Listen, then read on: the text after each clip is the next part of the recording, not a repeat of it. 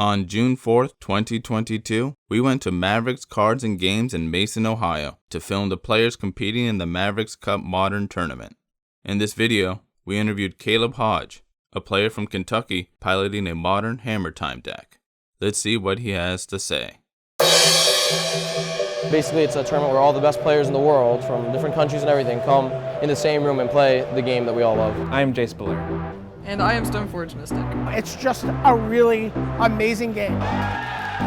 It's just mind-boggling to even think about. I guess the rest is history.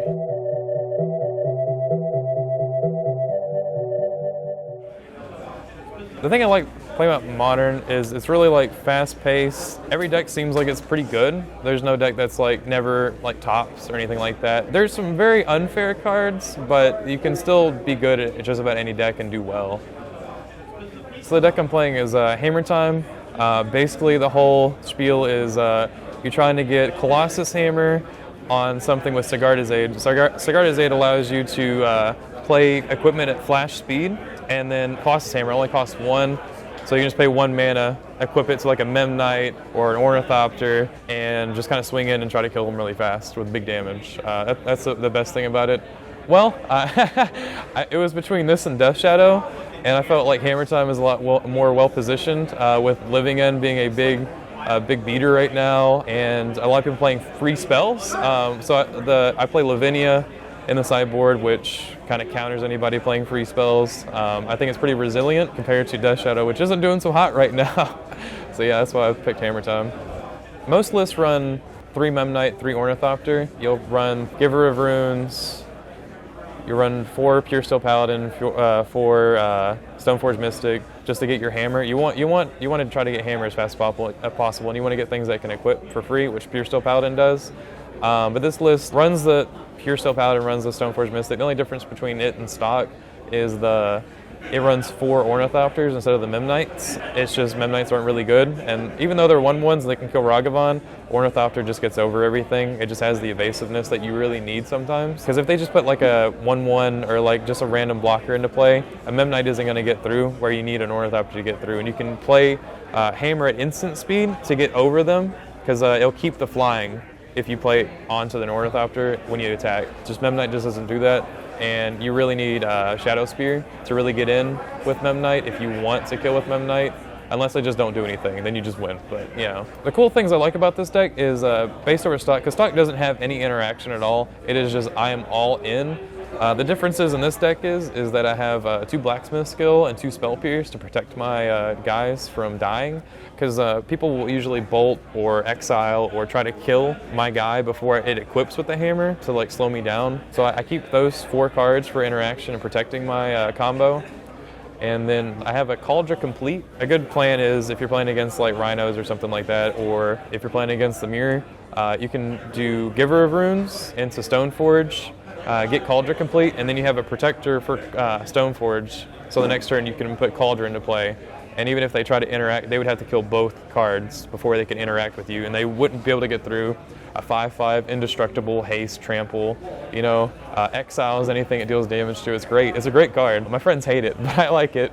That's pretty much most of the non-creatures. And Shadowspear. Shadowspear is a killer against burn. I actually won because I got Shadowspear like twice in 2 games in a row. It was great. So there's some really good cards in the deck that really just go far. So the sideboard I have 2 Lavinias. Cascade spells are like a big thing right now, and if you have Lavinia out, they cannot cascade. They can't cast any free spells. They can't cast elementals. I'm playing against Affinity. You can't cast Mishra Baubles or anything like that. I have Hushbringers. They're really good if you're playing against ETB, again, with Enter the Battlefield elementals as well. Can't Solitude your guy with your hammer. I have Path to Exiles for Murktide, because Murktide is a really big deck. You have a really good matchup with Murktide, because if you can get a hammer on a 2/2 or a 2-mana creature, there's only like a few cards that can deal with that, and they only run 1 Brazen Borrower in the main. So if you can get a hammer on there, you don't really need the Path to Exile. It's just very much a good backup if they have a turn 2 or turn 3 like Murktide for some weird reason. You can just path it and then it's gone forever, and it's exiled, and they wasted all the Delve cards. I have Meddling Mage if there's a certain card that I don't want them to play. It's just a great card. Pithing Needle if there's a certain card I just don't want to deal with, like Planeswalkers, a certain land. any kind of abilities. It's just like a nice like Achilles heel for most cards. Yawgmoth is great against Yawgmoth. Relic Progenitus, for living ends, you always want to tap it, and you always want to exile. As soon as you play it, if you can tap it, tap it. You just want them to make those decisions as soon as possible, because if you don't let them make those decisions, or you let them make the decision, you wait until their turn or on their end step, they've probably already played some more cards that they don't really care about, and they're going to exile those instead. But if you do it as soon as you have it, they have to make that choice then. And sometimes it's a hard choice for them to make, and it really kills them because it takes them off the delirium. And then I run 3 mana leaks. They're really just for combo decks or big mana decks to like stop them. And that's pretty. Oh, and I have Marches. March is really good against like Ragavan. You're good against Amir if you want to kill Urza Saga. Since it's an enchantment, you want to do it whenever Urza Saga's first trigger is going in the stack because they won't get mana. Anything with just small creatures, Aether Vial, Amulet Titan's really good because you can kill the amulet. But yeah, that's pretty much the sideboard in a nutshell. I really like Reality Chip. It's 1 and a blue. You look at your top card at any time. There's a reconfigure cost, which is 2 and a blue, and you can equip it to a creature. It's already a creature, it's a 0/4. And you can make it an equip it to something, and then you can play from the top of your deck. It's great. It's so much fun to be like, just because everything's like really low cost, and you can. I've played games where I've played hammers from the top because if you have Sigarda's 8 out, you can just play equipment from the top, and I've casted a hammer and a Shadowspear and just won the game just because of just like pure luck off the top of the deck. It's great. I love that card. The best matchup for me. I think Burn's pretty good, honestly, because Shadowspear's in the main. You have probably like a 70-30 win rate for the first game. Game 2, it's a bit harder because they're going to bring in Deflecting Palm, they're going to bring in Smash Smithereens, but you already have protection with Blacksmith skill, and you have counter magic. So as long as you keep up counter magic, they usually play really low to the ground, and a Spell Pierce will just blow them out, and they can't do anything. So I feel like it's a really good matchup against Burn.